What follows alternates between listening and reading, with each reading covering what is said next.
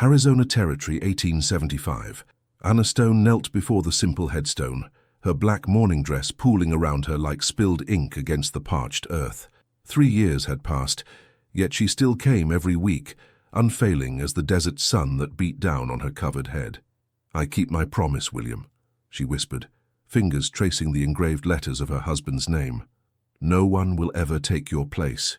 The cemetery overlooked Tucson, a dusty frontier town that had grown considerably since she'd first arrived as a bride 7 years ago. William Stone had been 20 years her senior, a respected banker, businessman, and the man who had given her everything: security, respect, position. In return, she had been a dutiful wife, perhaps not the passionate bride he might have hoped for, but a partner who had honored him. When consumption took him, the town expected her to crumble. Instead, Anna had hardened like the desert floor after a rare rain, beautiful in its way but unyielding. At 25, Anna Stone was the wealthiest widow in the Arizona Territory, with a fine home on the edge of town, controlling interest in her late husband's bank, and a reputation as untouchable as the distant mountains. Her mourning clothes had become both shield and statement. She was finished with love, finished with vulnerability. Rising to her feet, Anna brushed the dust from her skirts. The late afternoon light painted the landscape in shades of amber and gold, casting long shadows across the cemetery. She nodded to the groundskeeper as she made her way to her waiting carriage. "Mrs. Stone," called a familiar voice. Anna turned to see Eleanor Whitman hurrying toward her, parasol tilted against the sun. The mayor's wife was Tucson's self-appointed social director and had been trying to coax Anna back into society for the past year. "Mrs. Whitman," Anna acknowledged with a polite nod. "I'm so glad I caught you." Eleanor fanned herself in the heat. "You simply must attend our dinner tomorrow evening. General Thompson will be there with several army officers. The situation with the Apaches is most concerning, and as a woman of your standing, I appreciate the invitation, but no, I insist." Eleanor's smile was pleasant but determined. 3 years is quite sufficient for deep mourning, dear. Even Queen Victoria made public appearances after Prince Albert's passing. William would want you to live again. Anna's spine stiffened. "You didn't know my husband well enough to speak of his wishes." "Perhaps not," Eleanor conceded, unruffled. "But I know that a woman your age with your means ought not to waste away in solitude. 7 o'clock tomorrow. The general specifically asked after you." Before Anna could refuse again, Eleanor was already walking away, victory in the set of her shoulders. Anna sighed. Perhaps it was time. The thought of sitting through an evening of trite conversation held no appeal, but continuing to refuse would only fuel gossip. That night, as her maid helped her prepare for bed, Anna caught her reflection in the mirror. The dark clothing accentuated her pallor, making her grey eyes seem larger, more haunted. Her chestnut hair, pulled back severely, showed no hint of the waves that had once made William call her his wild beauty. "Will you wear the navy silk tomorrow, ma'am?" asked Mary, her lady's maid. "It's been aired and pressed." Anna nodded. Navy was still mourning, but not the unrelenting black she had worn for 3 years, a small concession to Eleanor's persistence. "And perhaps the pearl earrings?" Mary ventured. "No jewelry," Anna replied firmly. She wasn't ready for that step yet. Jewelry suggested celebration, frivolity. After dismissing Mary, Anna stood at her bedroom window, gazing out at the desert beyond Tucson. The moon cast silver light across the landscape, transforming it into something ethereal and dangerous. Something stirred within her, a restlessness she hadn't felt in years. She pressed her hand against the cool glass, as if reaching for that wild freedom. "Foolishness," she whispered to herself. "Pure foolishness." The following afternoon, Anna decided to visit the bank before preparing for the dreaded dinner. Her business acumen had surprised many after William's death. While she had a manager who handled daily operations, Anna reviewed all major decisions and investments. Today, however, her purpose was to retrieve documents from the safe. As her carriage traveled the rutted road toward town, a cloud of dust appeared in the distance. "Hold up, Thomas," she called to her driver. The carriage slowed as a group of riders approached, soldiers escorting a wagon. Anna recognized Captain James Reed at the head of the column. The captain pulled alongside her carriage and tipped his hat. "Mrs. Stone, what brings you out alone today?" "I'm hardly alone, Captain. Thomas is with me and we're just heading into town. Reed's expression darkened. Not the safest time for travel, ma'am. We've had reports of Apache raids within 20 miles. Chief Kai's band. Anna had heard the name whispered in frightened tones throughout Tucson. Kai, the Apache warrior who had eluded capture for years, leading raids against ranches and outposts. Some said he had been educated at a government school before returning to his people, making him even more dangerous. Thank you for your concern, Captain, but Tucson is perfectly safe. Perhaps. Reed nodded toward the wagon. We're bringing in a warrior from his band. Caught him scouting near Fort Lowell. Anna glanced at the wagon. A man sat with his hands bound, head high despite his captivity. Unlike the Apache she had seen in town, broken men in shabby clothing, this one radiated defiance. His black hair hung past his shoulders, and his bronze skin was marked with intricate designs. Their eyes met for only a moment, but Anna felt the impact like a physical blow. Pride. That was what separated him from the others. Even in defeat, he carried himself with dignity. The thought unsettled her. Will you be at the Whitmans' dinner this evening? Reed asked, drawing her attention back. Yes, I suppose I will. Excellent. I look forward to seeing you there. Reed's smile held more than professional courtesy. Anna nodded politely, though she had no interest in the captain's attentions. As the soldiers continued toward town, she found her gaze drawn back to the prisoner. Just before they passed beyond view, he turned his head, and once again their eyes connected across the distance. Something unspoken passed between them. Recognition, perhaps, not of faces, but of something deeper. Two people who had lost everything, yet refused to break. The moment lasted only seconds before the dust cloud swallowed them. Anna pressed a hand to her throat, surprised to find her pulse racing.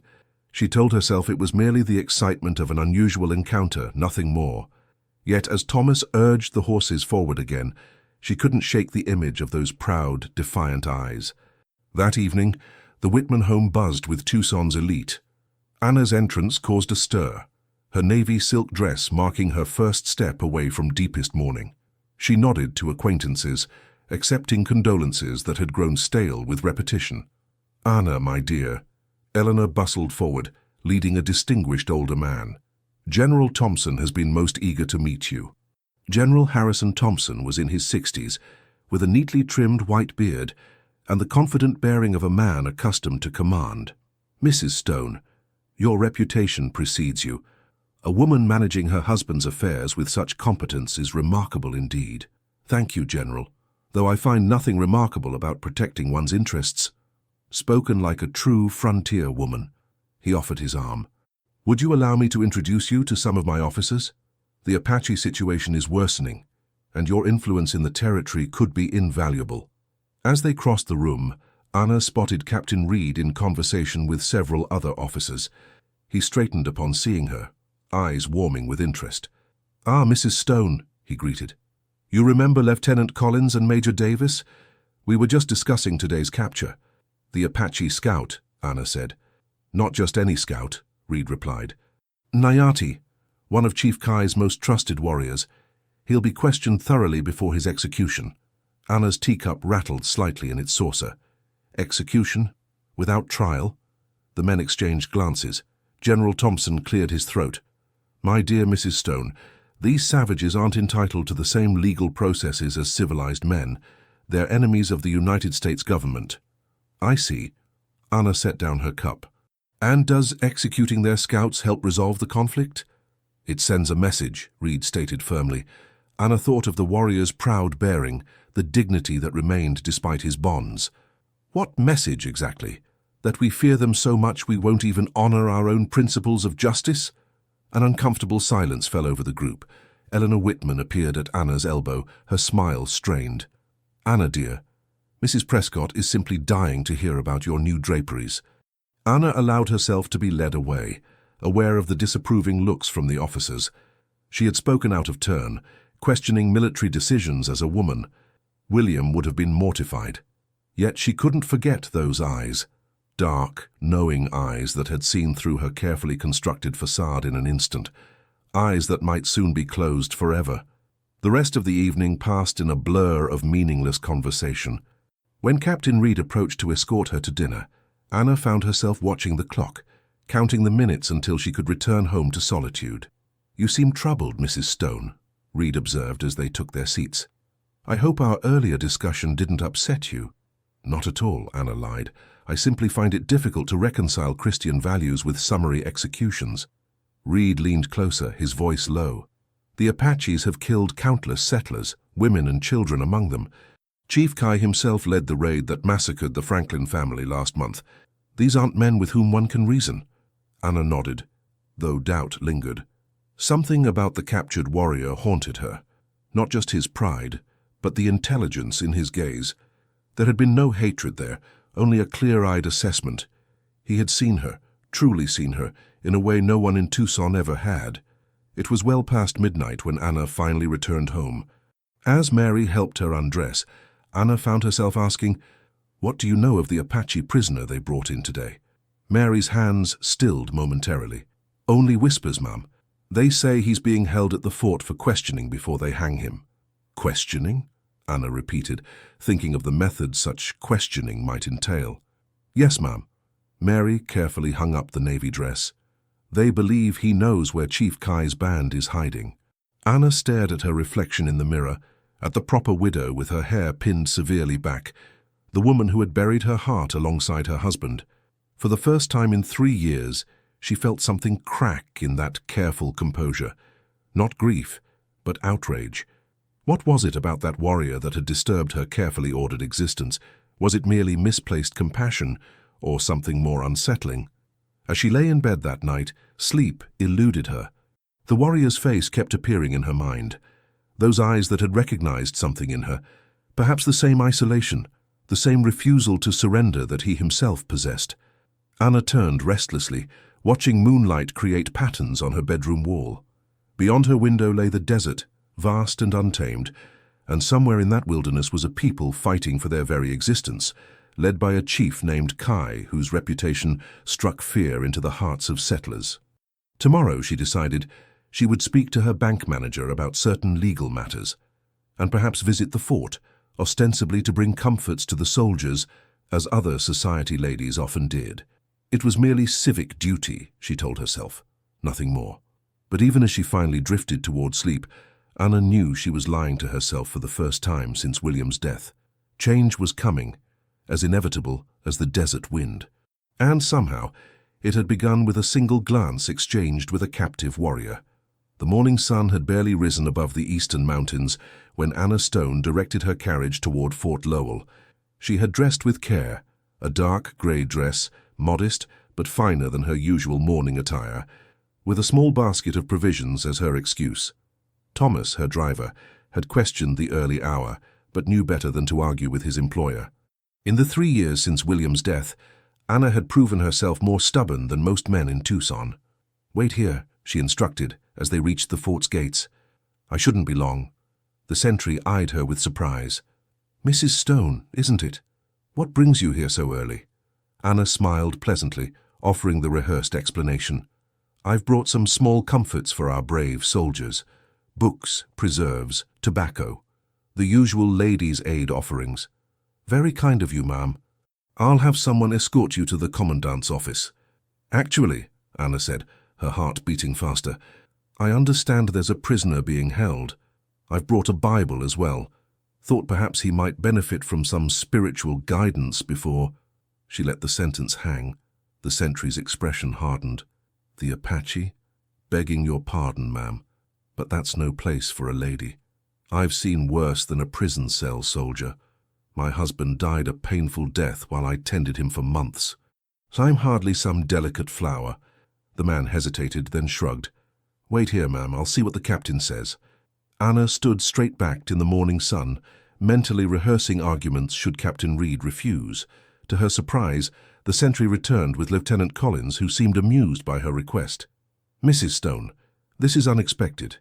Captain Reed mentioned you showed interest in our prisoner last night, but he didn't anticipate a visit."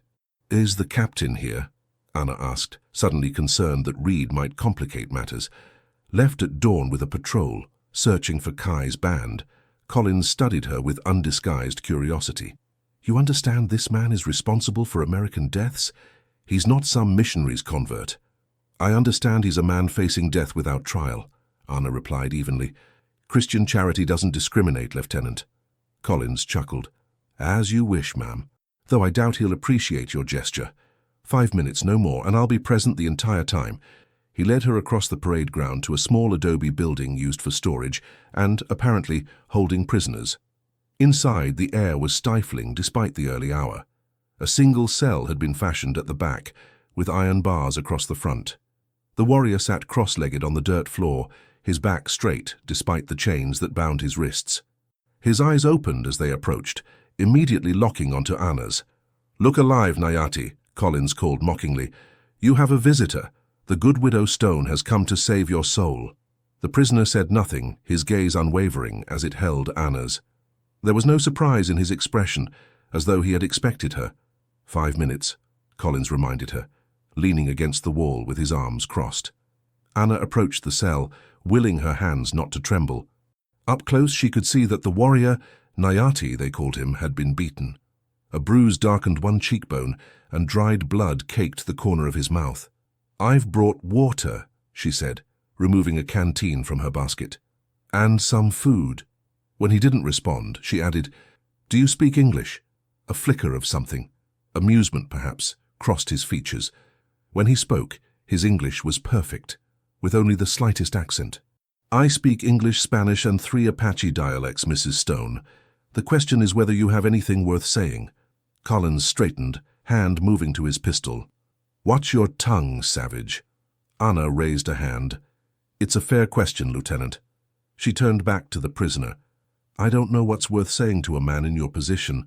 I don't pretend to understand your circumstances." "Yet here you are," Nayati observed. "Why?" It was the question Anna had been asking herself since dawn. Why risk her reputation to visit an enemy prisoner? The answer came suddenly, with unexpected clarity. "Because yesterday, when our eyes met, I recognized something." She lowered her voice. Pride, resilience, the refusal to be broken. Nayati's expression didn't change, but something in his eyes shifted, surprise perhaps, or recognition of his own. "The Bible," Collins prompted from behind her. Anna had forgotten her pretext. She removed the small Bible from her basket and offered it through the bars along with the canteen. "Water first, scripture later, if you wish." Nayati made no move to take either. "I have no use for your God, Mrs. Stone. He has shown little mercy to my people." "Then take the water as a gesture from me, not from any god." After a long moment, he reached for the canteen, his fingers brushing hers through the bars. The touch lasted only an instant, but Anna felt it like a spark against her skin. "Your time's up, Mrs. Stone," Collins announced. Anna placed the bread and dried meat she had brought on the small ledge inside the bars. "Is there anything else you need?" Nayati's lips curved in a humorless smile. "Freedom would be welcome." "I'm afraid that's beyond my power to give." "Is it?" He leaned closer to the bars, his voice dropping to a whisper. "Nothing is beyond your power, Anna Stone. You simply haven't decided to use it yet." The use of her first name startled her, as did the certainty in his tone. Before she could respond, Collins was at her elbow, guiding her firmly away. "Thank you for the courtesy, Lieutenant," Anna said as they emerged into the sunlight. "When is the execution scheduled?" Collins frowned. "That depends on what information we get from him. Probably within the week." "Without trial," Anna repeated. "Mrs. Stone," Collins said, his patience clearly wearing thin. "He's an enemy combatant, not a citizen. The rules of war apply." Anna nodded, though the distinction felt arbitrary. As she walked back toward her waiting carriage, a commotion at the gate drew her attention. Riders were entering at speed, one slumped over his saddle. "Apache ambush!" someone shouted. The fort erupted into activity. Collins immediately left Anna's side, running toward the incoming patrol. Anna stood forgotten in the chaos, watching as soldiers helped the wounded man down from his horse. Captain Reed dismounted, his uniform stained with dust and what looked like blood. His expression was thunderous as he strode toward the commandant's building. As the injured soldier was carried to the infirmary, Anna caught fragments of conversation. An ambush 10 miles east, 3 men dead, the rest barely escaping. The name Kai rippled through the gathered soldiers like a curse. Anna's driver hurried to her side. "Mrs. Stone, we should leave." She nodded, allowing Thomas to help her into the carriage, but her mind raced with the implications. Chief Kai had attacked a patrol, likely in response to Nayati's capture. The situation was escalating, and the Apache prisoner's life now hung by an even thinner thread. As the carriage pulled away from the fort, Anna found herself looking back at the small adobe building. Nayati's words echoed in her mind. "Nothing is beyond your power, Anna Stone. You simply haven't decided to use it yet." What had he meant? What power did a widow, even a wealthy one, have against military authority? The question plagued her throughout the day as she went about her business in town. At the bank, her manager, Mr. Harrington, noted her distraction. "Are you unwell, Mrs. Stone?" he asked, after she failed to respond to a question about a loan application. "Forgive me, Mr. Harrington. I have much on my mind today." Anna gathered her composure. "The Apache prisoner at the fort, what do you know of him?" Harrington's eyebrows rose in surprise. "Nayati? Only what everyone knows. One of Kai's lieutenants, captured 2 days ago. They say he's refusing to reveal Kai's location despite persuasive methods." "Torture, you mean?" Harrington looked uncomfortable. "These are difficult times, Mrs. Stone. The Apache raids have everyone on edge. After what happened to the Franklin family." "Yes, I've heard about the Franklin massacre," Anna said. "Repeatedly. General Thompson has requested additional troops from Fort Bowie. There's talk of a major campaign to capture Kai once and for all." Anna nodded, her decision crystallizing. "Mr. Harrington, I need to make a withdrawal, a significant one." The manager blinked in surprise. "Of course. May I ask the purpose?" "You may not." Anna's tone brooked no argument. "And I would appreciate your discretion in this matter." That evening, as darkness fell over Tucson, Anna paced her study. The bag of gold coins sat heavy on her desk, alongside a folded map of the territory. What she was contemplating was beyond foolish. It was potentially treasonous. A knock at the door interrupted her thoughts. Mary entered, her expression troubled. "Captain Reed is here to see you, ma'am. He's quite insistent." Anna's stomach tightened. Had her visit to Nayati already caused problems? "Show him in, then prepare some tea." Reed entered with hat in hand, his uniform now clean but his face still bearing the grit of the trail. "Mrs. Stone, forgive the late hour." "Captain, what brings you here?" "I've just come from questioning the prisoner." Reed's eyes narrowed slightly. "He mentioned you visited him this morning." Anna maintained a neutral expression. "I did. I brought provisions and offered spiritual comfort, as many ladies do for prisoners." "Apache prisoners? Does their race determine whether Christian charity applies, Captain?" Reed's jaw tightened. "Mrs. Stone, that man is a killer. His band has slaughtered dozens of settlers, and now, because of him, I've lost 3 good men today. I heard about the ambush. You have my condolences." "I don't want condolences. I want justice." Reed paced her study. "Kai is escalating his attacks. The prisoner knows where his camp is located, but he refuses to talk." "And you believe torturing him will produce honest information?" Anna asked quietly. Reed stopped pacing, his expression hardening. "This is war, Mrs. Stone, not some drawing-room disagreement. Lives are at stake." "I'm well aware of the stakes, Captain. I simply question the methods." "Your husband would have understood the necessity." The mention of William sent a cold wave through Anna. "My husband is dead, Captain. I speak for myself now." Reed stepped closer, his tone softening. "Anna, may I call you Anna? I understand your compassion. It's one of the qualities I admire in you. But these are dangerous times, and Nayati is a dangerous man." "When will he be executed?" Anna asked directly. "Tomorrow at dawn." Reed held her gaze. "General Thompson has ordered it. After today's attack, there's no point in further questioning. We'll make an example of him." Anna turned away, fighting to maintain her composure. "I see. I came to warn you to stay away from the fort tomorrow. This is no sight for a lady." "Thank you for your concern."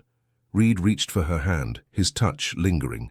"When this Apache business is settled, I hope you'll allow me to call on you properly. A woman in your position needs protection, especially in these times." Anna gently withdrew her hand. "Good night, Captain. I wish you success in your campaign against Chief Kai." After Reed's departure, Anna stood motionless in her study, weighing her options. The execution would proceed at dawn. She had only hours to act, if she intended to act at all. Mary appeared with tea, her expression concerned. "Is everything all right, Ma'am?" Anna made her decision. "No, Mary, it isn't. But it will be." She moved to her desk, picking up the map and the bag of coins. "I need you to prepare a travel bag for me. Practical clothing only. Riding clothes if possible. And I'll need food for several days." Mary's eyes widened. "Are you going somewhere, Ma'am?" "Yes."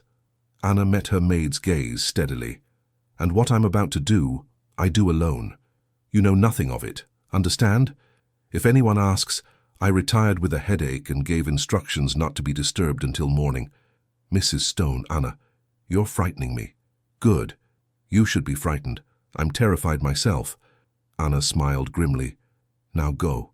Prepare what I need. And Mary, thank you for your loyalty these past years." As Mary hurried to obey, Anna turned to the window. Beyond the town's lights stretched the vast darkness of the desert, a wilderness she had always viewed from a distance, never daring to enter. Tonight, that would change. Tonight, Anna Stone would break her promise to her dead husband, violate the law, and risk everything she possessed. For what? For a stranger? For principle? Or for something she wasn't yet ready to name? Whatever the reason, there could be no turning back once she stepped into the darkness. The thought should have terrified her beyond reason. Instead, for the first time in 3 years, Anna felt truly alive. The hour before dawn found Anna Stone dressed in her late husband's riding clothes, hastily altered by Mary, making her way through the shadows toward Fort Lowell. The trousers felt scandalously foreign against her legs, the weight of her husband's pistol unfamiliar at her hip, but both were necessary for what she planned. Thomas waited with 2 horses in a dry wash half a mile from the fort. The loyal driver had questioned her sanity, but ultimately agreed to help, bound by years of service to the Stone family. "The east gate has only 1 guard at this hour," Thomas whispered, as Anna approached. "But this is madness, ma'am, pure madness." "Noted," Anna replied, checking the saddle on her horse. "Remember, wait 1 hour. If I haven't returned, go back to the house and tell no one where I've gone. And if you do return," Anna paused, "then pray we're fast enough to reach the border before they come after us." Thomas shook his head. "William would turn in his grave. William is beyond caring, Thomas, and I've spent 3 years honoring a dead man while forgetting to live." Anna mounted her horse with practiced ease, one skill from her Virginia childhood that had never abandoned her. 1 hour, no more. She rode toward the fort, keeping to the shadows of the scrub brush. The eastern sky was just beginning to lighten, the stars fading one by one. Anna knew the execution would be prepared as dawn approached. She had little time. The east gate stood partly open, a single board sentry leaning against the wall. Anna had timed her approach to coincide with the changing of the guard, counting on the momentary confusion. Her heart hammered in her chest as she dismounted and led her horse along the outer wall, looking for her opportunity. Inside the fort, she could hear movement, men preparing for the day's grim business. A wagon creaked somewhere nearby, likely being positioned for the execution. Anna closed her eyes briefly, steadying her nerves.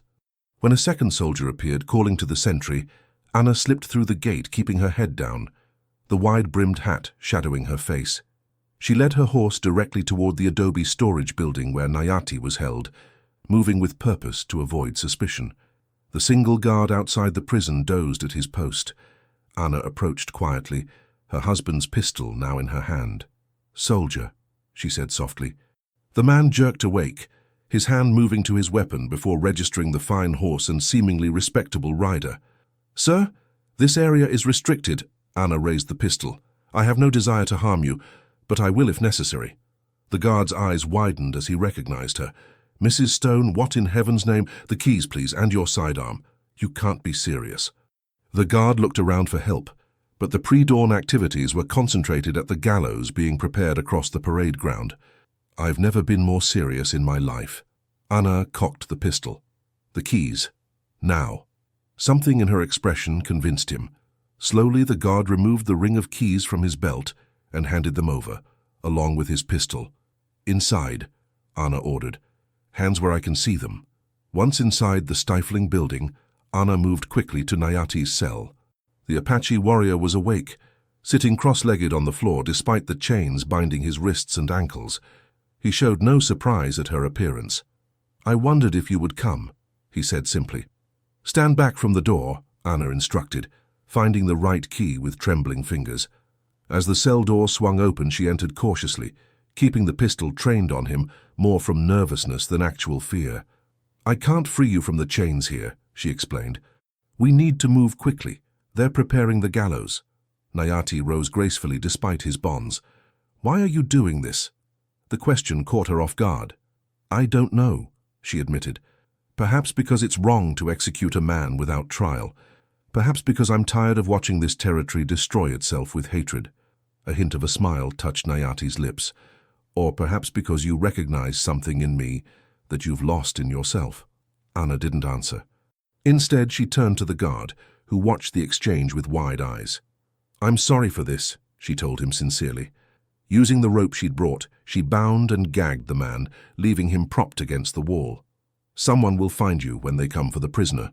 "They'll hang you for this," the guard managed before she secured the gag. "Perhaps," Anna agreed, "but not today." Leading Nayati outside, she helped him mount her horse despite his chains, then swung up behind him.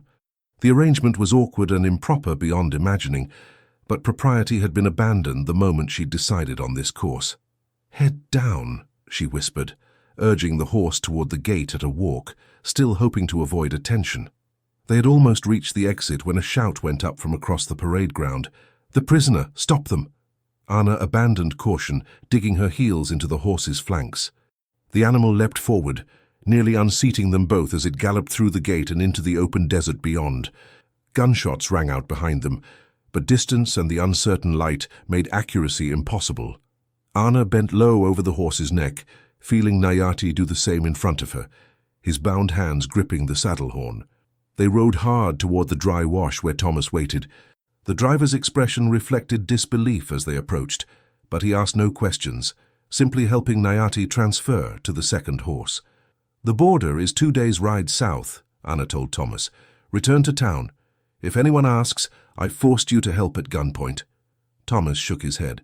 "They'll never believe that. Tell them I've gone mad with grief. It's what they'll think anyway." Anna reached for Thomas's hand. "Thank you for everything." With that, she spurred her horse southward, Nayati beside her on the second mount. Behind them the fort had erupted into activity. She could see riders already assembling for pursuit. "We need to reach the foothills before they organize properly," Anna called to Nayati. "Can you ride with those chains?" "Better than most white men without them," he replied, his seat solid despite his bindings. They rode hard for an hour, the sun climbing higher in the sky, baking the desert floor. Anna's throat burned with thirst, but she dared not stop until they reached the rocky terrain ahead. Finally, in a narrow canyon between rocky outcroppings, Anna reined in her exhausted horse. "We need to free you from those chains." Dismounting, she retrieved a small hammer and chisel from her saddlebag. The tools had belonged to William, part of his geological specimen collection, but today they would serve a different purpose. Nayati sat patiently as Anna worked on the locks of his manacles, her brow furrowed in concentration. The intimate proximity made her intensely aware of him, the scent of his skin, the steady rhythm of his breathing, the lean strength of his arms. When the last chain fell away, Nayati rubbed his wrists, studying her with those penetrating eyes. "You surprise me, Anna Stone." "I surprise myself," she admitted, packing away the tools. "I've never broken the law before today." "You've broken more than the law." Nayati glanced meaningfully at her attire, her husband's clothes so long preserved, now covered in desert dust. "You've broken with your past." Anna couldn't deny it. The proper widow of William Stone had ceased to exist the moment she'd pointed a pistol at a U.S. soldier. There could be no return to Tucson now, no resumption of her carefully ordered life. "We should keep moving," she said, avoiding his gaze. "Captain Reed will have patrols searching every trail." "Not the way we're going." Nayati took the reins of his horse. "I know paths the bluecoats have never found." For the first time, doubt crept into Anna's mind. She was now completely dependent on this man, this warrior she knew only as her country's enemy. What if the stories were true? What if he was the ruthless killer Captain Reed had described? She had acted on instinct, on principle, perhaps even on attraction, but now reality loomed before her. "Having second thoughts?" Nayati asked, reading her expression with unsettling accuracy. "Wouldn't you in my position?" He inclined his head. "A fair question. But consider this. I could have taken this horse and left you the moment these chains fell away." He extended his hand. "I give you my word as Nayati of the Chiricahua Apache that no harm will come to you." Anna hesitated only briefly before taking his offered hand. His grip was firm, calloused from a life far removed from drawing-room comforts. "We need to reach my people," he continued. "After that, I will ensure you reach the Mexican border safely, if that's still your wish." "Your people?" Anna swallowed hard. "You're taking me to Chief Kai's camp?" "It is the only safe place now. The army will be watching all roads to the border." Nayati's expression softened slightly. "You've shown great courage, Anna Stone. Now you must trust me as I trusted you with my life." What choice did she have? Anna nodded, remounting her horse. "Lead on then." Nayati guided them deeper into the foothills, following trails invisible to Anna's untrained eye. By midday, the heat had become brutal. Anna's lips cracked from thirst, her fair skin burning despite the hat shading her face. They stopped briefly by a hidden spring to water the horses and refill their canteens. As Anna drank gratefully, Nayati studied the horizon. "Riders," he said suddenly, "at least 6, moving fast." Anna squinted, but saw nothing. "How can you tell?" "Dust pattern, too organized for wild horses." He motioned her to mount. "We must hurry." They rode hard through the afternoon, climbing steadily into rougher terrain. Anna's body ached from the unaccustomed exertion, but she bit back any complaint. This had been her choice. As evening approached, bringing blessed relief from the heat, Nayati led them into a narrow ravine that wound between towering rock walls. "We'll stop here for the night," he decided. "The horses need rest." Anna dismounted stiffly, her legs nearly buckling beneath her. Nayati caught her elbow, steadying her with surprising gentleness. "You ride well for a town woman," he observed. "I grew up in Virginia. Horses were part of daily life." Anna straightened, reclaiming her composure. "Though I haven't ridden like this since I was a girl." They made a small, sheltered camp in a hollow between boulders. No fire, too risky with patrol searching, but Nayati produced dried meat and hard biscuits from a cache hidden within the rocks. "You've been here before," Anna realized. Nayati nodded. "Many times. These mountains hold the history of my people, and our future, if we're allowed one." As darkness fell, the desert's chill replaced its earlier heat. Anna shivered in her thin shirt, having packed for speed rather than comfort. Without comment, Nayati removed the light blanket from his horse's saddle and offered it to her. "Thank you." Anna wrapped it around her shoulders, breathing in his scent embedded in the rough fabric. "May I ask you something?" He settled cross-legged across from her. "Ask. Captain Reed says your people massacred the Franklin family. Women and children." Anna met his gaze steadily. "Is it true?" Nayati's expression darkened. "The Franklin massacre was not our doing. Renegade Mexicans killed that family, then left Apache arrows to cast blame." His voice held a bitter edge. "But the army doesn't care for truth, only for excuses to drive us from our lands. You're saying the raids attributed to Chief Kai?" "Some are ours," he acknowledged. "We fight to survive. But many atrocities blamed on us were committed by others. Bandits, renegades, even white men disguised as Apache." He studied her face. "Does this change your mind about helping me?" Anna considered his words. She had no way to verify his claims, yet somehow she believed him. "No, the principle remains the same. Execution without trial is wrong, regardless of guilt or innocence." Nayati's lips curved slightly. "A woman of principle, rare in any people." "Not principle alone," Anna admitted. "There was something else. When our eyes met that day on the road, I can't explain it." "Recognition," Nayati said simply. "Two spirits who refused to be conquered." The night deepened around them, stars emerging in brilliant profusion. Anna had never seen the sky so clear, so vast, away from town lights and closed rooms. "What does your name mean?" she asked, drawn to know more about this man who had upended her carefully structured existence. "Nayati means He who wrestles. A shadow crossed his features. Though it is not my true name. What is your true name? He hesitated, then said quietly, Kai. Anna's breath caught. Your Chief Kai? The one they've been hunting? He inclined his head. I am called that, yes, though chief is your word, not ours. I lead my people because they choose to follow me. Anna felt as though the ground had shifted beneath her. The notorious Apache leader, the man whose name was whispered in fear throughout the territory, she had freed him. The implications were staggering. You lied to me, she said, her voice unsteady. I did not. The soldiers called me Nayati. I answered to that name. They didn't recognize me. His expression remained calm. Would you have helped me if you had known? Anna considered the question honestly. I don't know. Kai, not Nayati, studied her in silence for a long moment. You should rest. Tomorrow will be another hard day's ride. As Anna settled against a boulder, the blanket pulled tight around her, she found sleep elusive. She had freed the most wanted man in the Arizona territory. Captain Reed would never stop hunting them now. Yet beneath her fear lay something else, a strange exhilaration. For years she had existed rather than lived, moving through each day like a ghost. Now her heart raced with each crunch of gravel beneath their horses' hooves, each glimpse of Kai's profile against the desert sky. She had traded safety for danger, predictability for uncertainty, and she couldn't bring herself to regret it. Dawn broke in a riot of color across the eastern sky. Anna woke to find Kai already preparing the horses, his movements efficient and silent.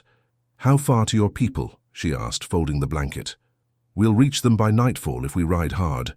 Kai handed her a canteen. The soldiers lost our trail yesterday, but they'll find it again.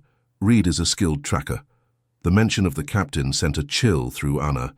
He'll never stop hunting you now, or me. No, Kai agreed. Your life in Tucson is over, Anna Stone. Do you regret your choice? Anna straightened, meeting his gaze directly. Would you, if our positions were reversed? The question seemed to surprise him. After a moment, his stern features softened into something approaching a smile. No, I would not.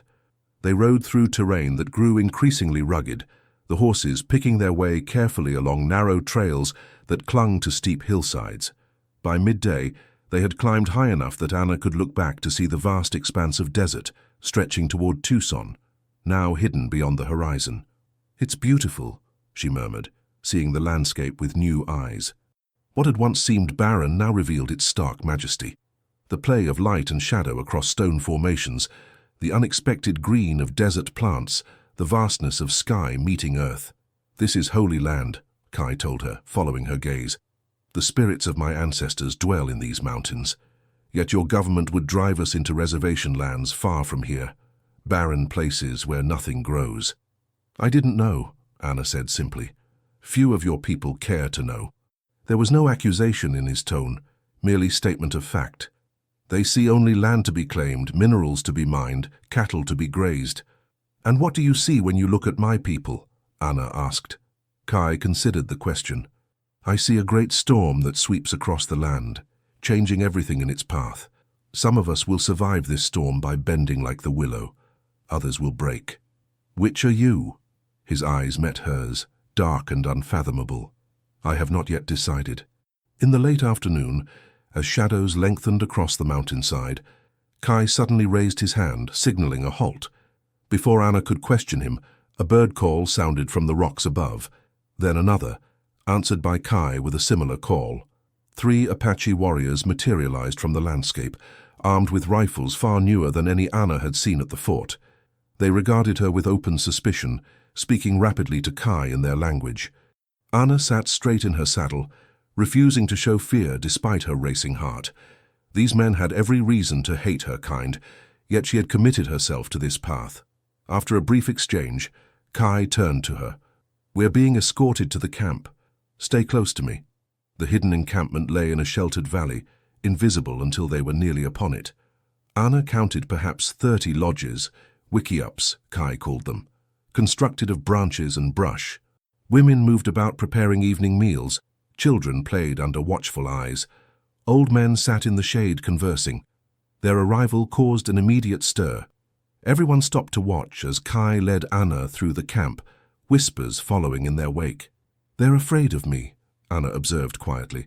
"They're curious," Kai corrected. "Few have seen a white woman this close. Fewer still have seen one dressed as a man." Anna became acutely conscious of her masculine attire, now dust-covered and sweat-stained from 2 days hard riding. She must look a sight, and yet she felt more authentic in these clothes than she had in 3 years of widow's weeds. Kai dismounted before a larger wickiup, helping Anna down from her horse.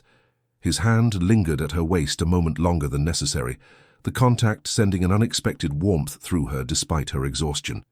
An elderly woman emerged from the dwelling, her face deeply lined but her eyes sharp and alert. She embraced Kai, speaking rapidly, her hands touching his face as if assuring herself he was unharmed. "My grandmother," Kai explained to Anna. "She welcomes you to our camp." The old woman approached Anna, studying her with unabashed curiosity. After a moment, she spoke directly to her in heavily accented English. "You freed my grandson. Why?" Anna glanced at Kai, surprised by the direct question. "Because it was right," she answered simply, "and because something told me I must." The old woman nodded, as if this confirmed something she already knew. "You will stay in my lodge tonight. Come." Inside the wickiup, Anna found it surprisingly spacious and comfortable, with woven mats covering the floor and sleeping pallets arranged around a central space. The old woman, Kai called her Liluye, provided her with a dress of soft deerskin and discreetly turned away while Anna changed. The sensation of the supple leather against her skin was foreign, but not unpleasant. After 2 days in men's clothing, the dress felt strangely freeing. "You must be hungry," Liluye said, offering a wooden bowl filled with a fragrant stew. "Thank you." Anna accepted it gratefully. "Your English is very good. I lived at the mission school for 3 years as a girl," the old woman explained, "before I escaped." Her weathered face creased in a smile. "Like you, I ran from one life to another." "I didn't plan to run," Anna admitted. "It just happened." "Such things always just happen," Liluye observed with surprising humor. "The heart decides before the head knows." After eating, Anna stepped outside the lodge to find Kai in deep conversation with several warriors. When he saw her in the Apache dress, something flickered in his eyes. Appreciation, perhaps, or simple surprise. He excused himself from the men and approached her. "The dress suits you." "Your grandmother is kind," Anna replied, oddly flustered by his attention. "What happens now?" Kai's expression grew serious. "Now we prepare. Reed will not give up easily. He has requested reinforcements from Fort Bowie. At least 50 soldiers will join the hunt." "Because of me," Anna said, the weight of her actions settling heavily on her shoulders. "Because of us," Kai corrected. "My capture was a prize. My escape is an embarrassment they cannot tolerate." He studied her face in the fading light. "Do you wish to continue to the Mexican border? I will arrange escorts." The question caught Anna off guard. She hadn't considered what came next, hadn't thought beyond the immediate need to free Nayati, now revealed as Kai himself. I don't know," she admitted. "I have no life waiting for me in Mexico." "Nor can you return to Tucson," Kai reminded her gently. Anna looked around the encampment, at the life so different from anything she had known. "Is there a third choice?" Kai's gaze held hers, something unspoken passing between them. "Perhaps, but not one you should make in haste." Before Anna could ask what he meant, a commotion arose from the edge of camp. A warrior rode in at speed, calling out in Apache. Kai's expression hardened as he listened. "What is it?" Anna asked. "Soldiers," he replied grimly. "A patrol, too close for comfort. We must move camp tonight."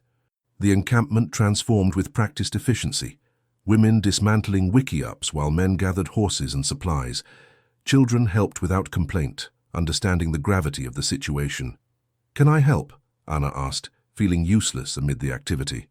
Liluye pressed a bundle into her arms. "Carry these, stay close to me." Within an hour, the valley stood empty, all traces of habitation carefully erased. The band moved silently through the darkness, following paths known only to them. Anna walked beside Liluye, aware of Kai moving among his people, giving quiet instructions. They traveled through the night, resting briefly before dawn. Anna's feet ached in the soft moccasins Liluye had provided, her muscles protesting after days of riding followed by miles of walking. Yet she made no complaint, understanding that survival depended on this journey. As the first light of dawn touched the eastern sky, they reached their destination, a hidden canyon accessible only through a narrow passage between towering rock walls. Inside, a stream provided fresh water, while overhanging cliffs offered natural shelter. "We will be safe here for a time," Kai told her, as the band began establishing their new camp. "Few white men know of this place." "How long can you keep moving like this?" Anna asked, troubled by the hardship she witnessed, especially among the elderly and the children. Kai's expression was grim. "Not indefinitely.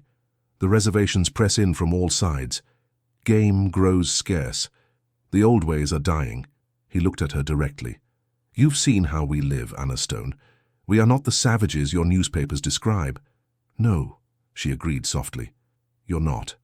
That night, as the camp settled into uneasy sleep, Anna sat outside Liluya's newly erected wickiup, gazing at the stars.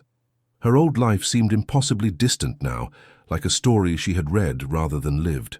She sensed rather than heard Kai approach, his movements silent even on the rocky ground. He settled beside her, offering a blanket against the night's chill. "You should rest," he said.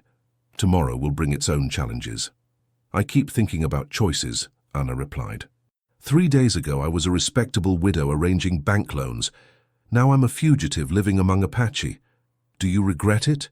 "That's the strangest part," Anna admitted. "I don't. Despite everything, the danger, the uncertainty, I feel more alive than I have in years." She turned to face him in the darkness. "Is that madness?" Kai was silent for a long moment before answering. "My people believe that each spirit has its true path. Some find it easily. Others must journey far and face many tests before discovering where they belong. And you think this is my path? Running from the law with a wanted Apache chief?" His low chuckle surprised her. "I think your path is still revealing itself, Anna Stone, as is mine." In the moonlight, his features were cast in silver and shadow, highlighting the strong planes of his face. Anna found herself studying him openly, no longer bound by the constraints of proper behavior. "May I ask you something?" she said. "Ask. At the fort you said you recognized something in me. What was it?" Kai considered her question carefully. "Fire," he finally replied. "Banked beneath ash and duty, but still burning." His voice dropped lower. "I recognized it because I carry the same fire." The word resonated within Anna, naming the restlessness that had plagued her even before William's death, the sense that her life had become a performance for others, rather than an authentic expression of herself. "William never really knew me," she confessed. "He saw what he wanted to see, a proper Virginia lady, grateful for his protection, and I became that woman because it was safer than being myself." "And who is yourself, Anna Stone?" The question hung between them, intimate and challenging. Anna looked up at the vast canopy of stars, feeling simultaneously insignificant and vividly present. "I'm not entirely sure," she admitted, "but I think I'm beginning to find out." Kai's hand found hers in the darkness, his touch tentative at first, then firmer as her fingers twined with his. They sat in silence, the simple contact speaking more than words could express. Dawn arrived with the distant sound of horses, too many for hunting, too purposeful for travelers. Anna woke to find the camp already alert, warriors positioned at the canyon's entrance while women hastily gathered essentials. Kai appeared at the wickiup's entrance, his expression grave. "Army patrol. At least 20 men moving this way." "How did they find us?" Anna asked, hastily donning the deerskin dress. "A tracker from the San Carlos reservation guides them, one who knows these mountains as well as we do." Kai handed her a water skin. "The old ones and children are being moved deeper into the canyon. I need you to go with them." Anna shook her head. "I brought this danger to your people. I won't hide while others face it." "This isn't about courage," Kai said firmly. "If the soldiers capture you, Reed will use you to draw me out. I cannot risk that." The logic was sound, but something in Anna rebelled at being protected, at being treated as a liability rather than an ally. Before she could argue further, Liluya appeared, motioning urgently. "Go with my grandmother," Kai insisted. "Please, Anna." The use of please, so unexpected from this proud warrior, decided her. Anna nodded reluctantly. "Be careful," she told him, the inadequacy of the words painful in her chest. Kai touched her face briefly, the gesture so gentle it nearly undid her composure. "Find me when this is over." Then he was gone, moving silently toward the canyon entrance with his warriors. Liluye tugged Anna's arm, leading her in the opposite direction, deeper into the winding passage where the other non-combatants were gathering. The next hours passed in agonizing tension. Occasionally they heard distant gunfire, but the sounds were distorted by the canyon walls, making it impossible to determine who had the advantage. The Apache women maintained outward calm, but Anna saw the concern in their eyes, the way mothers held children close. "They have fought such battles before," Liluya told her, seeming to read her thoughts. "Does it get easier?" Anna asked. The old woman's eyes held ancient wisdom. "Nothing that matters ever gets easier. We simply grow stronger." By midday, a young boy appeared at their hiding place, speaking rapidly in Apache. The women immediately began gathering their belongings. "What's happening?" Anna asked Liluye. "The soldiers retreat for now, but more will come. We must move further into the mountains." "And Kai?" Anna couldn't keep the anxiety from her voice. "He lives," Liluya assured her, "though 2 of our warriors have fallen." The band traveled through the remainder of the day, following game trails deeper into the wilderness. Anna walked beside Liluye, helping the older woman over difficult terrain, ignoring her own exhaustion. As dusk approached, they made camp in a forest clearing high above the desert floor. Anna helped gather firewood, now moving with the group rather than merely following. Kai and his warriors rejoined them as night fell, faces grim but movements steady. No serious injuries, though, all bore the evidence of hard fighting. Anna watched as Kai conferred with the other men, noticing how they deferred to him without subservience, respect earned rather than demanded. His leadership style was unlike anything she had observed in Tucson's hierarchical society. Later, as the camp settled into watchful rest, Kai found her sitting alone by a small fire. "You fought well today," she said simply. He settled beside her with a weary sigh. "We fought enough to live another day. Nothing more. What happens tomorrow? And the day after that?" Kai stared into the flames. "The same. We fight. We move. Until we can fight and move no more."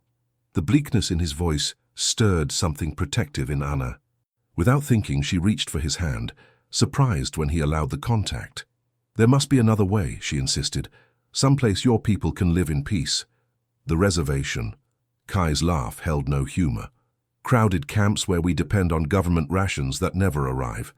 Where our children die of diseases brought by white men. Where our warriors become beggars." He shook his head. "Better to die free in these mountains." Anna couldn't argue. She had heard stories of the reservations, stories she had dismissed as exaggerations until now. "What of Mexico?" she suggested. "Could your people cross the border? Some Apache bands have found refuge there, but the Mexican army hunts us as eagerly as yours." Kai looked at her directly. "And what of you, Anna Stone? What future do you see for yourself now?" The question caught her unprepared. Anna had been living moment to moment since their escape, without thought for what came after. "I don't know," she admitted. "I can't return to Tucson. My reputation is destroyed, my assets likely seized by now." "You regret helping me," Kai said, withdrawing his hand. "No." Anna's response came swiftly, surprising them both with its vehemence. "I regret nothing. These past days, despite the danger, despite the hardship, I felt more alive than in all my years of proper widowhood." Something shifted in Kai's expression. "Why did you marry him? Your husband?" The unexpected question made Anna pause. No one had ever asked her that before. Her marriage to William had been seen as fortunate, advantageous, requiring no explanation. "Security," she finally answered, honesty compelled by the intimacy of firelight and shared danger. "My father lost everything after the war. William offered safety, for me and for my family." She stared into the flames. "I was 17. He was 37. Hey, it seemed a fair exchange at the time. Was there love between you?" Anna considered the question carefully. "There was respect, affection of a kind. William was never cruel. But love?" She shook her head. "No, not the kind that consumes, not the kind that burns." Kai's eyes reflected the firelight, dark and unfathomable. And now? What kind of love would you seek if you could choose freely? Anna felt heat rise to her face that had nothing to do with the nearby flames. I made a vow at William's grave. No more love, no more vulnerability. Vows made to the dead bind only if we choose to honor them, Kai observed. The question remains, what does Anna Stone want now that she is truly free to choose? The question hung between them, charged with unspoken possibilities. Anna found herself unable to look away from his gaze, awareness shimmering between them like heat waves over desert sand. I want, she began, then faltered. Before she could find the words, shouts erupted from the edge of camp. Warriors rushed toward the disturbance, Kai immediately on his feet. Stay here, he commanded, disappearing into the darkness. Anna waited anxiously, straining to hear what was happening. Minutes later, Kai returned with several warriors, escorting a ragged, exhausted Apache man who collapsed beside the fire. The newcomer spoke rapidly in Apache, his words causing visible distress among the listeners. Anna looked to Kai for explanation. Soldiers attacked our sister band near Apache Pass, he translated grimly. Women and children massacred. No warning, no provocation. Horror washed through Anna. That can't be. The army wouldn't they? Kai's voice was cold. It has happened before. It will happen again, until no Apache remained to tell the tale. The messenger continued his story, occasionally breaking down in sobs. Anna didn't need translation to understand his grief. He lost his wife and 3 children, Kai told her quietly. He alone escaped to bring warning. Anna felt sick. This wasn't the civilized warfare she had imagined.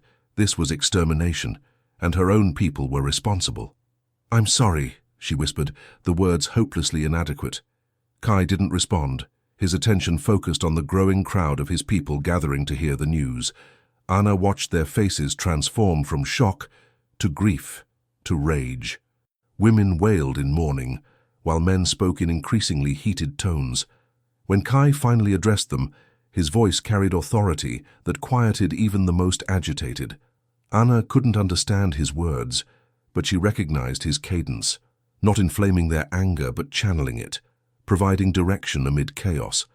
The gathering gradually dispersed, people returning to their fires with new purpose in their movements. What did you tell them? Anna asked when Kai returned to her side. That we will move at first light, not deeper into the mountains but south toward the border. His expression was resolute. This is no longer just about survival. It's about saving what remains of our people. The border crossing will be watched, Anna pointed out, especially now. Yes, which is why we need a distraction. Kai studied her face in the firelight. I have a plan, but it requires your help and your courage. Whatever you need, Anna replied without hesitation. Kai explained his strategy. While the main band traveled a hidden trail toward the border, a smaller group, including Kai and Anna, would create a diversion to draw the army's attention eastward. They will be watching for a white woman traveling with Apache, Kai concluded. We will give them what they expect to see, just not where they expect to see it. The risk was enormous, but the logic sound. Anna agreed, though fear knotted her stomach. So we should rest, Kai said when the plans were finalized. Tomorrow will test us all. As Anna prepared to return to Liluya's wiki-up, Kai caught her hand. Anna. His voice had softened. If things go wrong tomorrow. They won't, she interrupted, unwilling to contemplate failure. If they do, he persisted, know that you have earned the respect of my people, and more than respect from me. The simple declaration sent warmth flooding through Anna. Before she could respond, Kai leaned forward and kissed her, gently at first, then with growing intensity as she responded. It was nothing like William's dutiful kisses. This was fire and promise, danger and hope, all contained in the press of lips and the mingling of breath. When they finally parted, Anna felt transformed, as though something long dormant had awakened within her. I broke my vow, she whispered, not in regret, but in wonder. Kai traced her cheek with his finger. Some vows are meant to be broken so that new ones can be made. In that moment, with the threat of death hanging over them both, Anna made a new promise to herself, to live fully, to love fearlessly, for however many days remained to her.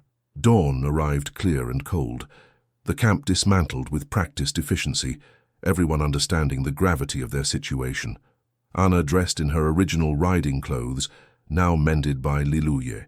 The Widow Stone would make one final appearance. Kai approached as she finished preparing, his warriors already mounted nearby. "Are you ready?" Anna nodded, squaring her shoulders. "I am." Liluye embraced her before she mounted, pressing something into her hand, a small amulet on a leather cord. "For protection," the old woman explained. "Return to us, daughter."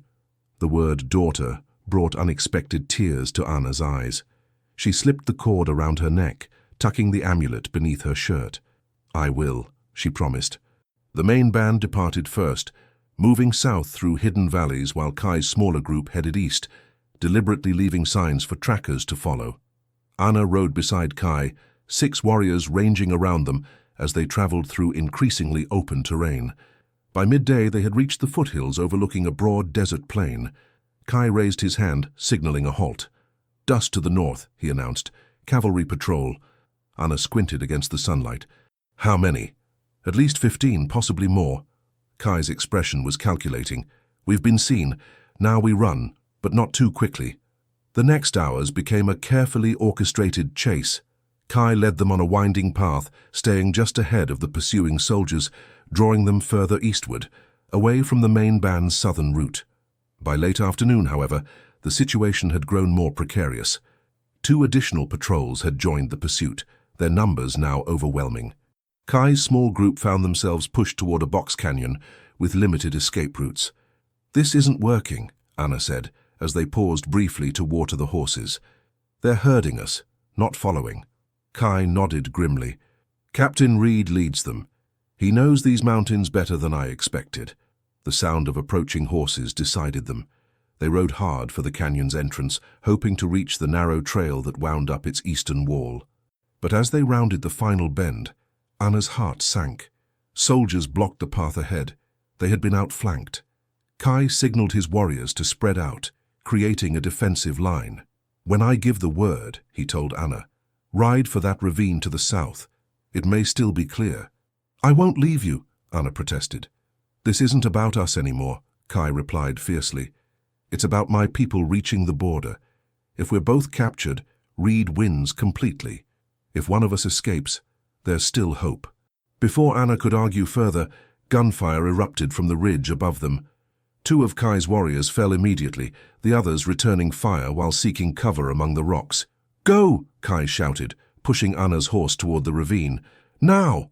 Torn between loyalty and logic, Anna hesitated only a moment before spurring her horse forward. Behind her, the firefight intensified. She glanced back to see Kai firing steadily, covering her retreat even as bullets kicked up dust around him.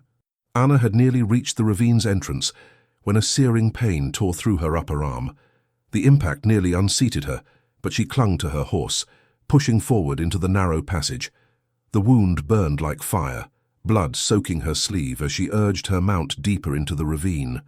Behind her, the gunfire began to diminish. Either the fight was ending, or she had moved beyond hearing range. The ravine twisted sharply, then opened into a small canyon with sheer walls on 3 sides. A dead end. Anna reined in her panicked horse, fighting lightheadedness from blood loss and fear. She had to go back, had to help Kai. But as she turned her horse, the sound of approaching riders echoed through the ravine. Trapped. Anna drew her husband's pistol with her uninjured arm, determined not to be taken without resistance. She positioned herself behind a boulder, using it for cover as the riders appeared at the canyon's entrance. "Anna Stone," Captain Reed's voice carried clearly across the space. "Throw down your weapon, it's over." Anna remained silent, counting the soldiers as they fanned out, at least 10 that she could see, too many to fight. Reed dismounted, approaching cautiously with his hands raised. "You're wounded, Anna, let us help you." "Where is Kai?" she demanded, her voice stronger than she felt. Reed's expression hardened. "The Apache chief is dead, Anna, along with his warriors. It's finished." The words struck like physical blows. Anna sagged against the boulder, the pistol suddenly heavy in her hand. Kai couldn't be dead. Not after everything, not when they had only just found each other. "I don't believe you," she called back, though doubt crept into her voice. "Believe what you will," Reed replied, "but your situation remains the same. Surrender now, and I'll ensure you receive medical treatment and a fair trial. Continue this madness, and I cannot guarantee your safety." Anna's mind raced. If Kai truly was dead, what remained to fight for? Yet something in Reed's manner made her suspicious. The captain was too confident, too eager for her surrender. "Show me proof," she demanded. "Proof that Kai is dead." Reed hesitated, then signaled to his men. 2 soldiers disappeared briefly, returning with something draped across a horse, a body wrapped in a blanket. "Satisfied?" Reed called. "Now throw down your weapon, Anna. Don't add to the bloodshed." Anna's vision blurred with tears and pain. If that was truly Kai, if she had lost him after finding such unexpected connection, then perhaps surrender made sense. As she wavered, a bird call sounded from the canyon rim, a distinctive pattern she had heard among the Apache. Anna's gaze darted upward, seeing nothing but rock and sky, yet the call came again, unmistakable. A signal. Understanding flooded through her. Whether Kai lived or not, his people needed time to reach the border, time to escape the fate that had befallen their sister band. Anna straightened, determination replacing despair. "Captain Reed," she called, "I wish to negotiate the terms of my surrender." Reed relaxed visibly, motioning for his men to lower their weapons. "There are no negotiations, Anna. You've aided enemies of the United States. The penalty is clear." "Nevertheless," Anna replied, "I will speak with you alone before I surrender." Reed considered this, then nodded. "Very well. Keep your men back," he ordered, approaching Anna's position with deliberate steps. As the captain drew closer, Anna allowed him to see her wound, a bloody gash along her upper arm that looked worse than it was. Reed's expression softened at the sight. "You need a doctor," he said, reaching for the pistol still clutched in her hand. "Let me help you." Anna relinquished the weapon, swaying slightly. "The Apache chief, is he truly dead?" "Yes," Reed answered, supporting her with one arm. "Though his body disappeared during the firefight, these savages often retrieve their dead." The lie confirmed Anna's suspicions. She leaned more heavily against Reed, as if overcome by her wound, while her eyes continued scanning the canyon rim. There, a flash of movement against the stone. Anna forced herself to focus on Reed, to keep his attention on her. "William would be so disappointed in me," she murmured, playing the role Reed expected. The foolish widow led astray, now returning to her senses. "William was a good man," Reed agreed. "He would understand that you were coerced, manipulated by that Apache. We'll make sure the judge understands that too." "You're very kind, Captain." Anna's voice dripped with feigned gratitude. Reed's arm tightened around her waist, his touch becoming more proprietary than supportive. "I've always admired you, Anna, even before William's passing. This unfortunate episode need not define your future." The implication was clear. Reed saw himself as her savior, her future protector. The thought made Anna's skin crawl, but she forced a tremulous smile. "You give me hope, Captain." As Reed guided her toward the waiting soldiers, movement erupted from the canyon rim. Apache warriors appeared as if materializing from the stone itself, rifles aimed at the surprised troopers. Kai's voice rang out from above, "Drop your weapons or die where you stand." Reed's grip on Anna turned bruising as he yanked her against him, his pistol suddenly at her temple. "Order your savages to stand down, or I'll put a bullet in her head." Anna stood perfectly still, relief flooding through her at the sound of Kai's voice. He lived, and he had come for her despite the risk. "You would kill an unarmed, injured woman, Captain?" she asked, her voice carrying clearly in the canyon's acoustics. "How very civilized of you." Reed's hand trembled with rage against her skin. "Tell them to stand down." From the canyon rim, Kai called down in English, "Release her, and your men may leave with their lives. Otherwise, none of you will see another dawn." Anna could see the captain's dilemma. His men were exposed, caught in a deadly crossfire from above. Even if he killed her, they would still die. "Captain," one of the soldiers ventured nervously, "we're sitting ducks here." "Quiet," Reed snapped. But the damage was done. His authority was crumbling along with his advantage. Anna seized the moment. "You've lost, Captain. There's no shame in saving your men's lives."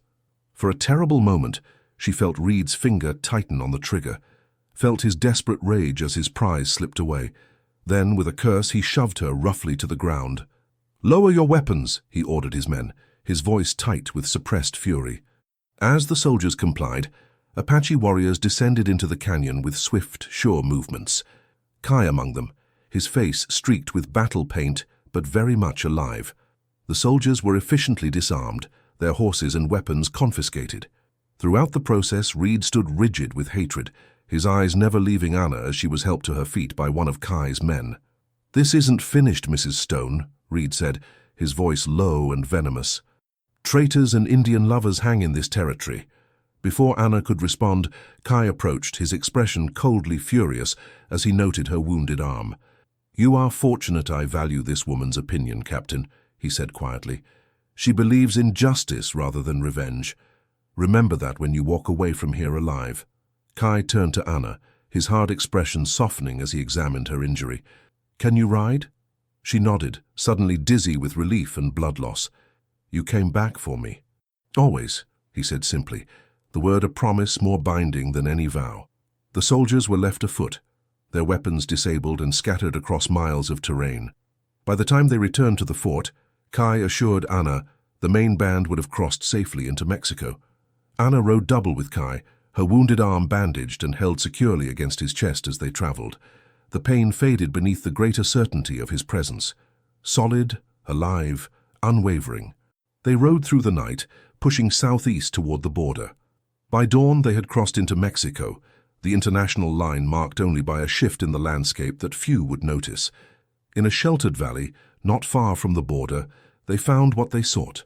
The main Apache band safely encamped and waiting for word of the diversionary group's fate. The reunion was joyous, especially when Liluya embraced Anna with tears of relief. "I knew you would return," the old woman said, examining Anna's bandaged arm with practiced hands. "The spirits told me."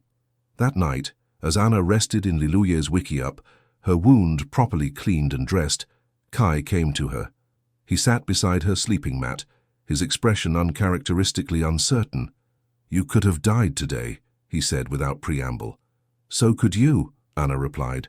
"Yet here we are." Kai took her hand, his calloused fingers gentle against her skin.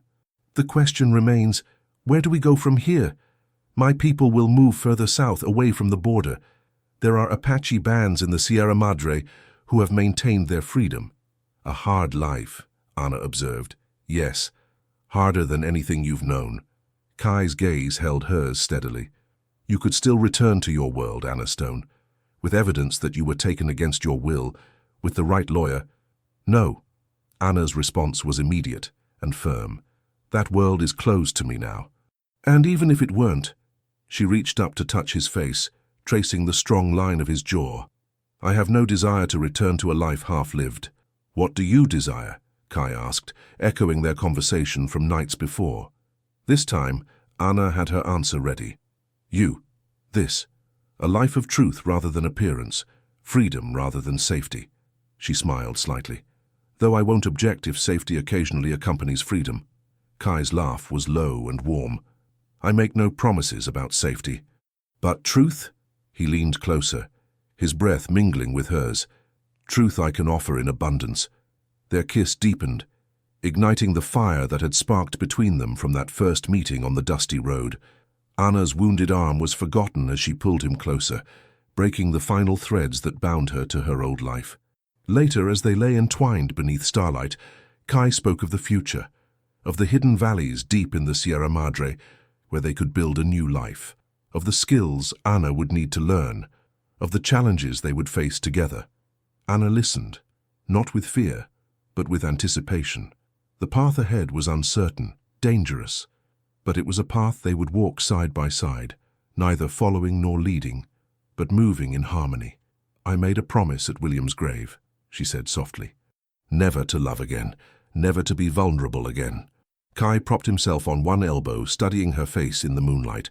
"Do you regret breaking that promise?" Anna smiled, reaching up to trace the lines of his face, a face that had become more dear to her than any other.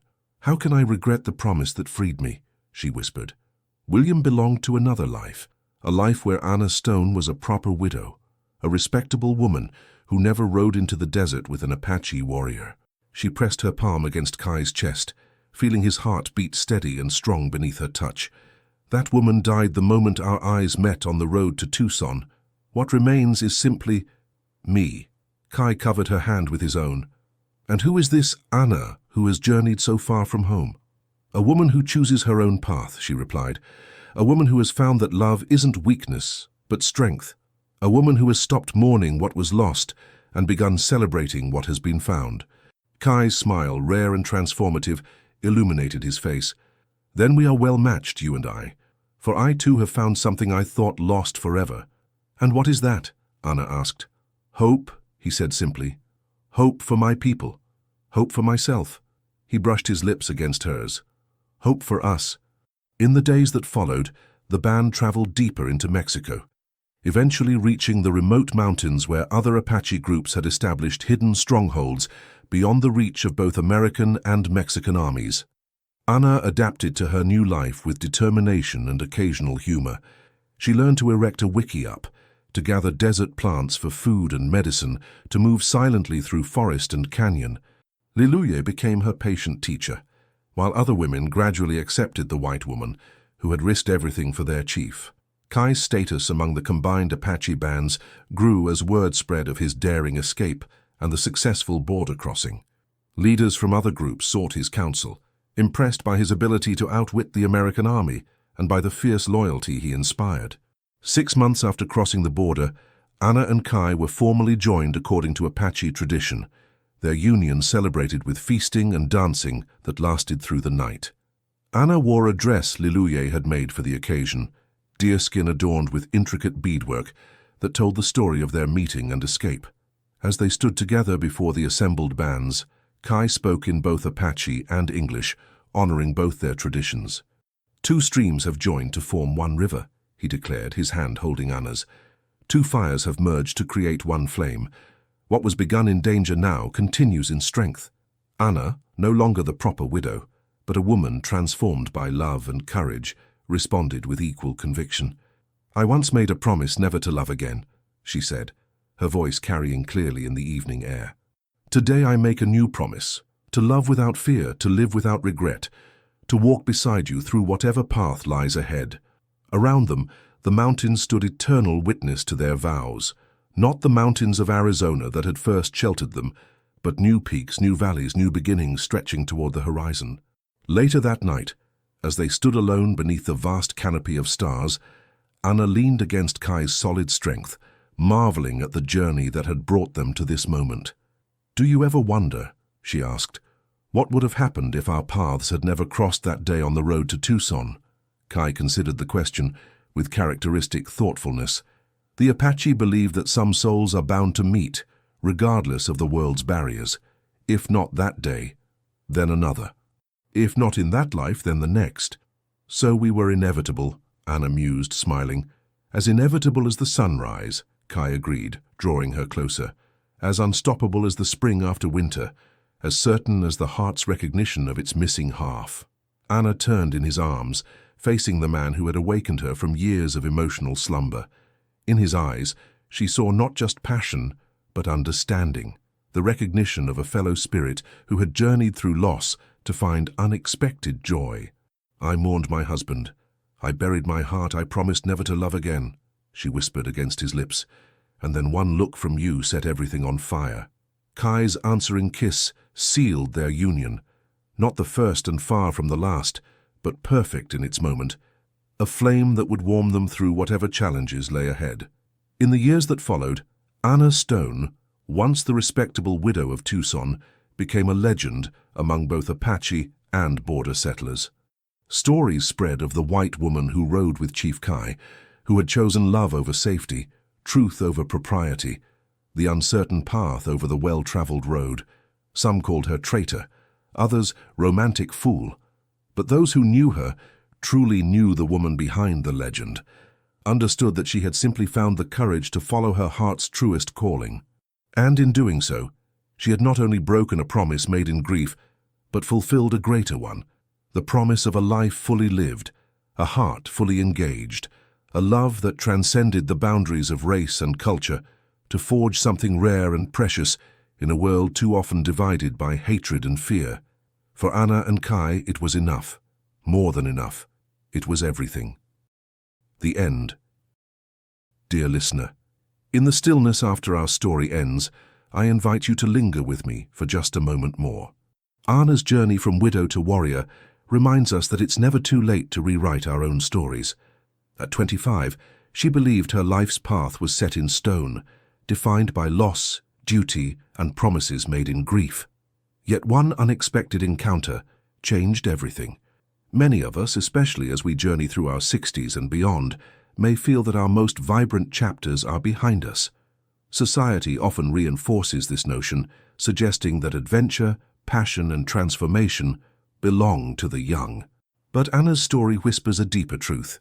The human heart does not recognize the boundaries of age or circumstance. It remains capable of extraordinary courage, unexpected joy, and yes, even passionate love, throughout all our days. Perhaps you've made your own promises to the past. Perhaps you've constructed a life of comfortable predictability that keeps pain at bay, but also walls out possibility. Anna's journey invites us to question, what fires still burn beneath the surface of our carefully ordered lives? What wild, beautiful potential awaits if we dare to step beyond familiar boundaries? This doesn't mean abandoning everything for the desert wilderness, but it might mean permitting yourself one small act of courage each day, reaching for connection instead of isolation, choosing authenticity over appearance, pursuing a long-abandoned passion, or simply allowing yourself to feel deeply again. The frontier that Anna and Kai navigated was not just the Arizona territory, but the landscape of the human heart, where fear and love, caution and courage, duty and desire wage their eternal battle. This frontier exists within each of us, regardless of age or circumstance. Tonight, as you settle into sleep, carry this gentle assurance. It is never too late to break promises that no longer serve you. It is never too late to recognize the fire that still burns within. And it is never ever too late to allow yourself to be truly seen and truly loved exactly as you are. May your dreams be peaceful, your sleep restorative, and may you awaken feeling protected, renewed, and ready to discover what unexpected joys tomorrow might bring. With all our gratitude, Wild West Whispers team. Thank you so much for staying with us until the very end of this story. We hope Anna and Kai's journey touched your heart, reminded you of the fire that still lives within, and gave you strength for the days ahead. Please consider liking, commenting, sharing this video, and subscribing to our channel. Your support truly means the world to us, and it gives us the courage and energy to keep creating more stories filled with love, redemption, and emotional transformation. Don't forget, at the end of this video you'll see another suggested story from our channel. Click and be swept away by another moving tale, just like this one. Thank you for being here. The Wild West Whispers team.